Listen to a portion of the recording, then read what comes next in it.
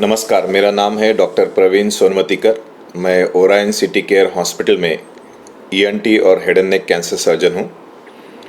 मैं पिछले 20 सालों से ईएनटी और हेड एंड नेक कैंसर में प्रैक्टिस कर रहा हूँ और मैं ये लोगों को बताना चाहता हूँ कि दुनिया भर में 27 जुलाई को world head and neck cancer day मनाया जाता है। इसके बारे में लोगों की जन जागृति होना बहुत ज़रूरी है। स्पेशली इंडिया में अपने पास लोगों को बहुत सी आदतें हैं, जैसे कि सुपारी खाना, तंबाकू खाना, गुटखा खाना, खैनी खाना, और इनमें से बहुत सारे लोगों को शराब भी पीने की आदत होती है। तो ये बहुत ही डेडली कॉम्बिनेशन है और इसी वजह से दुनिया में सबसे ज़्यादा मुंह के कैंसर्स अपने इंडिया में पाए जाते हैं। ज़बान का हो, गाल का हो, वॉइस बॉक्स या लैरिंग्स जहाँ से आवाज़ निकलती है वहाँ पे हो, या जहाँ से निकलते खाना खाते उस अन्न नलिका का हो। तो ये कैंसर्स इंडिया में बहुत ज़्यादा प्रमाण में है। मर्दों में इनका प्रमाण ज़्यादा है, लेकिन कुछ एरिया में औरतों को भी इसकी आदत लगती है, तो औरतों में भी ये पाया जाता है। साथ ही इंडिया में औरतें मर्दों के बाद, बच्चों के बाद बचा हुआ खाना खाती हैं। उनको न्यूट्रिशियस खाना नहीं मिलता है, तो इसीलिए इन औरतों में एनीमिया का प्रादुर्भाव बहुत ज़्यादा होता है और ये औरतों में भी गले के कुछ कैंसर्स अपने को दिखते हैं। मेरी सभी से अपील रहेगी कि आप कृपया ये सब एडिक्शंस छोड़ दें, क्योंकि ये प्रिवेंटेबल डिसीजेस में आता है। अगर आपको इनकी आदत नहीं लगती है तो आपको इनसे कैंसर होने के चांसेस एकदम से कम है। तो ये प्रिवेंटेबल डिसीजेस है और ये सब अवेयरनेस के लिए ही दुनिया भर में ये world head and neck cancer day 27 जुलाई को मनाया जाता है। सर, अपने पूरे देश में कैंसर का प्रभाव काफ़ी बढ़ रहा है और अभी मानसून का, बारिश का भी सीज़न चल रहा है, तो आप क्या संदेश देना चाहेंगे? देखो, जैसे कि मैंने अभी आपको बताया कि लोगों को कोई भी एडिक्शन से दूर होना चाहिए, ये सबसे ज़रूरी बात है। आपको हल्का फुल्का अच्छा सा ताज़ा पकाया हुआ खाना खाना चाहिए, जिससे मुंह में छाले हो। ऐसी कोई भी चीज़, जैसे कि बहुत ज़्यादा गर्म या बहुत ज़्यादा ठंडा या जो बहुत ज़्यादा चुभने वाला हो, ऐसी चीज़ें आपको नहीं खानी है। आपको फ्रेश फ्रूट्स खाने हैं, हरी सब्जियां खानी है, अच्छा ताज़ा पकाया हुआ खाना खाना चाहिए। तो ये सब चीज़ें जो हैं वो आपकी सेहत अच्छी रखने में, आपकी इम्यूनिटी बढ़ाने में हेल्प करती है। और अगर ये सब आप चीज़ें करेंगे और एडिक्शन से दूर रहेंगे तो आपको कैंसर होने के चांसेस एकदम कम हो जाते हैं। सर, कुछ लोग डॉक्टर के बिना प्रिस्क्रिप्शन के दवाई का इस्तेमाल करते हैं, तो उससे भी कुछ असर पड़ता है क्या कैंसर पे? बिल्कुल।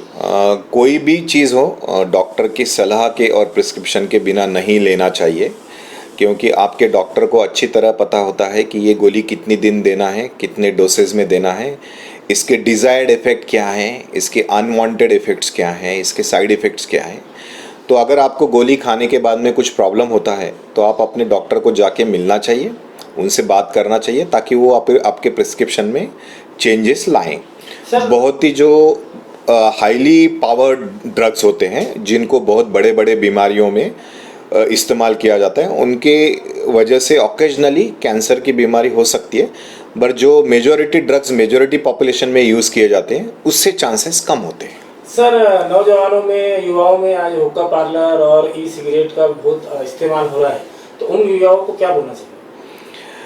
मैं सभी से अपील करता हूँ कि आप कृपया इन चीज़ों के चक्कर में ना पड़ें, क्योंकि हुक्का पार्लर हो, ई सिगरेट हो, टोबैको हो, कोई भी हो, इसमें सिर्फ जो लोग प्रोडक्शन करते हैं उनका ही फ़ायदा होता है।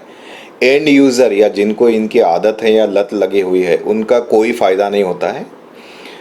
गवर्नमेंट की कोशिश जारी है। गवर्नमेंट ने बहुत सारे नए रूल्स बनाए हैं, जैसे कि आप स्कूल हो, चर्च, मंदिर, मस्जिद हो, जहाँ पे भी हो, कॉलेजेस हो, उसके आसपास आप ये टोबैको नहीं बेच सकते हैं। तो ये गवर्नमेंट ने कुछ अच्छी चीज़ें भी की है और हम लोगों को इसमें कोशिश करना चाहिए कि लोगों का अवेयरनेस करें और बच्चों को दूर रखें इन सब चीज़ों से, और जिनको आदत है उनको डी एडिक्शन की चीज़ें उनको करनी चाहिए। तो मेरी सभी से अपील रहेगी कि कोई भी फॉर्म में हो, आप इससे दूर रहना बेहतर है आपके लिए और अपने इंडिया के स्वास्थ्य के लिए भी ये अच्छा है। सर, कैंसर के लक्षण कैसे समझ में आते हैं, उस बारे में आप तफसील से बताएं। बिल्कुल। जब ज़बान के या मुंह के कैंसर होते हैं तो उनमें आपको कोई छाला नज़र आएगा जो बहुत दिन से भरेगा नहीं, उसमें से खून भी आ सकता है, आपको दर्द भी होगा, साथ ही गले में गठान भी आएगी।